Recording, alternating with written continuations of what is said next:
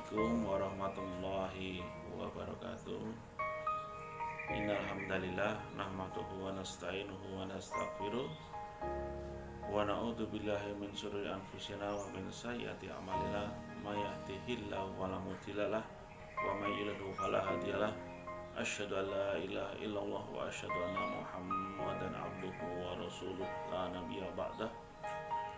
Ma'asyiral muslimin rahimakumullah, terutama anak-anakku di Mucil. Agama Islam, agama kita selalu menganjurkan bahwasanya segala sesuatu itu dilaksanakan dengan penuh hati-hati, dengan penuh perhitungan. Tujuannya adalah supaya di akhirnya nanti kita tidak ada timbul penyesalan, timbul kesia-siaan dan lain-lain.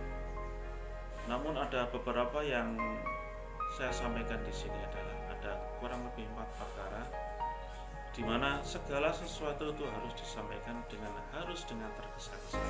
Apa itu? Yang pertama adalah jika ada saudara muslim kita yang terkena musibah meninggal dunia, harus segera menguburkan jenazah ya. Itu urusan yang pertama adalah menguburkan jenazah. Jika ada saudara kita yang meninggal, tidak baik kita berhari-hari, kita berjam-jam ya menunda-nunda jenazah saudara kita kaum muslimin dan muslimat untuk tidak segera dikuburkan. Nah, itulah urusan yang pertama yang segera akan untuk dilaksanakannya. Contohnya adalah Rasulullah SAW ya. Beliau orang Mekah, lahir di Mekah, tapi beliau meninggal di Madinah ya. Tapi dia tidak perlu dibawa ke Mekah untuk dimakamkan. Dia dimakamkan di Madinah ya, di Masjid Nabawi insyaallah. Itu urusan yang pertama. Yang kedua adalah dengan membayar hutang. Hutang selamanya akan tetap menjadi hutang ya, tidak berubah menjadi piutang, tidak berubah menjadi lunas dengan sendirinya. Oleh karena itu, jika kita berhutang ya, yang saya sampaikan di sini adalah hutang materi, hutang uang dan sebagainya. Punya berapa saja, kita segera untuk mengembalikan. Karena belum tentu besok kita diberi umur panjang untuk bisa membayar hutang tersebut. Dan lagi maraknya sekarang adalah hutang puasa. Jika dalam satu bulan ini ada 1, 2, mungkin 3, 5 hari kita meninggalkan puasa alias berhutang puasa, segeralah ya, setelah di luar Ramadan ada kesempatan untuk membayar hutang puasa, segera untuk dilaksanakan supaya apa? Supaya di tahun yang akan datang ya, insya Allah diberi umur panjang, kita bisa melaksanakan puasa Ramadan dengan tenang, tidak menanggung hutang. Itu urusan yang kedua ya. Yang ketiga adalah urusan kita dalam bertobat jika kita melakukan kesalahan. Banyak kesalahan-kesalahan yang kecil ya, baik itu kesalahan kecil, kesalahan besar atau kesalahan sedang. Tapi di mata Allah SWT itu semuanya adalah sebuah kesalahan ya. Kesalahan yang baik disengaja atau yang tidak disengaja.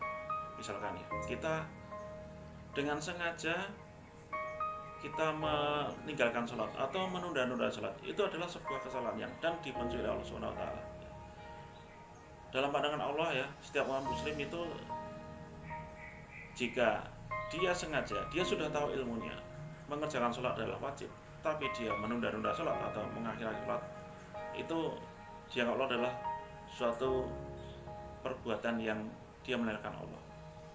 Untuk itu, cara bertobatnya adalah jika kita mendengar suatu adzan, segeralah kita mengambil air wudhu ya, dimanapun kita berada, segera kita laksanakan sholat. Itu adalah salah satu kelalaian atau kesalahan kita dalam menunda sholat.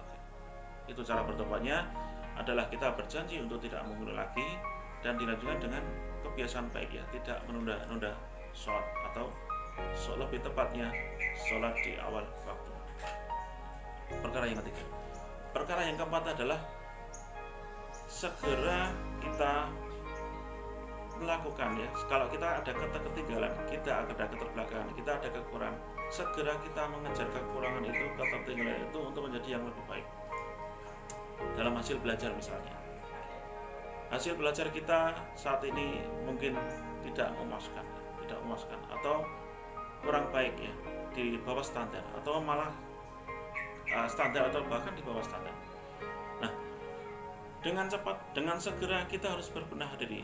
Kenapa mungkin kita tidak belajar atau kita tidak mengikuti pelajaran dengan baik?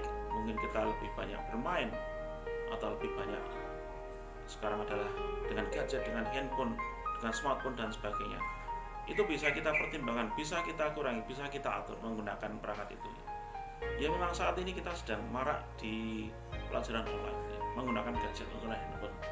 Tapi itu bisa kita atur ya, bisa kita atur mana saat-saat yang tepat kita menggunakan, saat-saat tepat kita mempergunakan handphone atau perangkat itu untuk pembelajaran kita.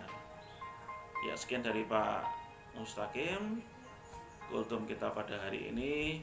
Mudah-mudahan kita selalu dirahmati Allah Subhanahu wa taala dalam melaksanakan ibadah Ramadan pada tahun ini, dan mudah-mudahan kita disukseskan semua hidup kita, hajat kita pada hari ini, lusa dan yang akan datang. Usikum wa nasibillahi. Assalamualaikum warahmatullahi wabarakatuh.